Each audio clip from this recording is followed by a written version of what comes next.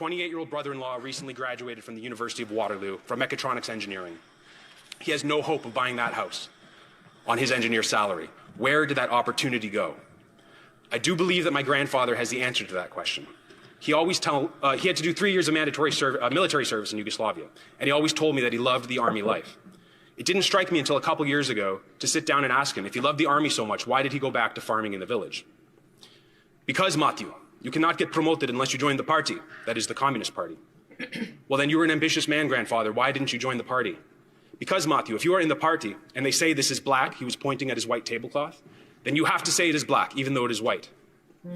English is my grandfather's fifth language. I promise he has never read George Orwell's 1984, but this is exactly the 2 + 2 = 5 scene. I think about this scene a lot when I am told that men can get pregnant. When the truth becomes illegal, everything breaks.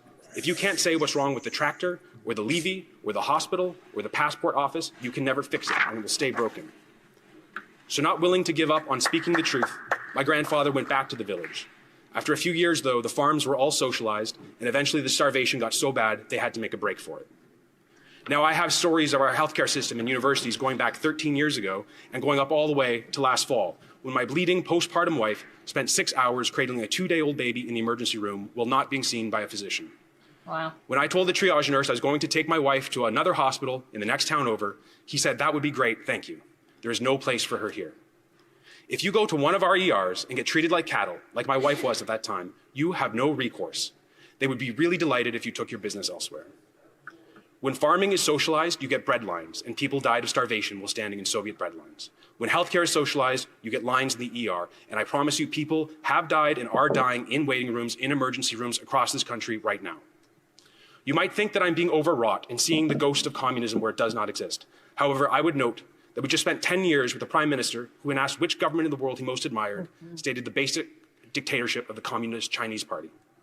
A prime minister who released a statement lionizing brutal communist dictator Fidel Castro when he died. A prime minister whose answer to every social problem, dental care, child care, pharmacare, school lunch, climate change, what have you, was always more socialism, more central planning, more top-down pronouncements, less freedom to make choices for yourself and your family. The zenith of all this top-down control came during the pandemic. The members opposite went full communism. They locked Canadians down in their homes. They ruined weddings, funerals, Easters, proms, and Christmases. They closed the borders. They kept mothers from children and brothers from sisters. They deprived this house of its ancient rights. They spent $600 billion of taxpayer money with no budget, doubled our national debt to pay healthy 16-year-olds to sit in their basement. Then, as now, they did all this in the name of crisis management. Evil. Physicians, professors, and journalists who spoke out against these abuses were hunted down. They had their licenses and their jobs threatened. I know this because it happened to me.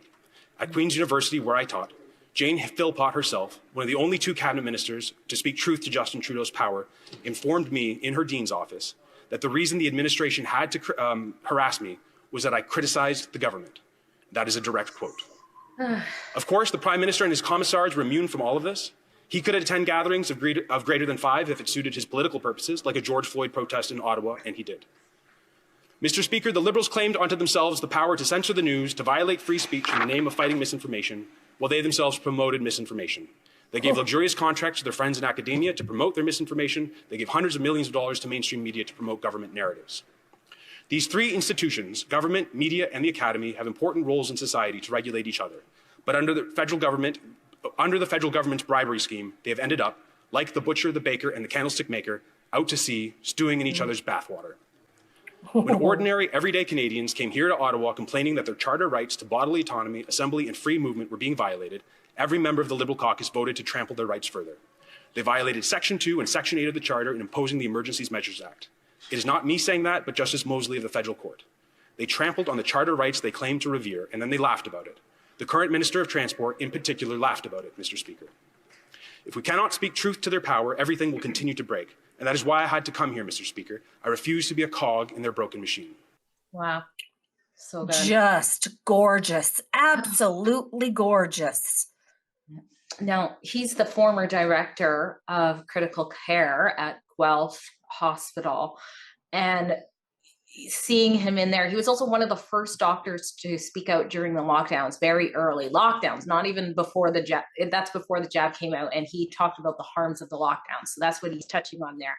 I mean, they've got a real smart freedom fighter in there who's just shot fired after shot fired, pulling out, exposing communism in Canada.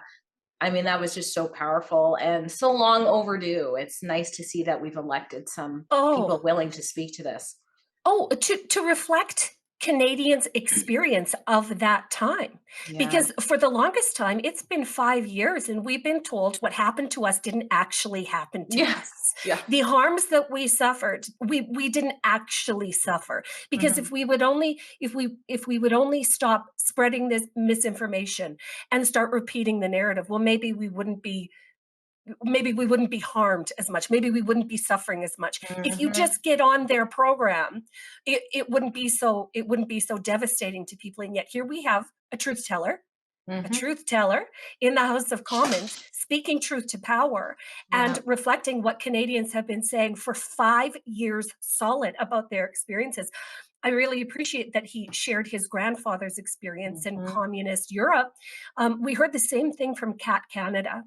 She came from a communist country too. She shared her experience about her mom standing in bread lines, the way that you would have to spend an entire day to get your hands on a piece of meat, just protein, and the way that these things don't happen by accident. These are all by design.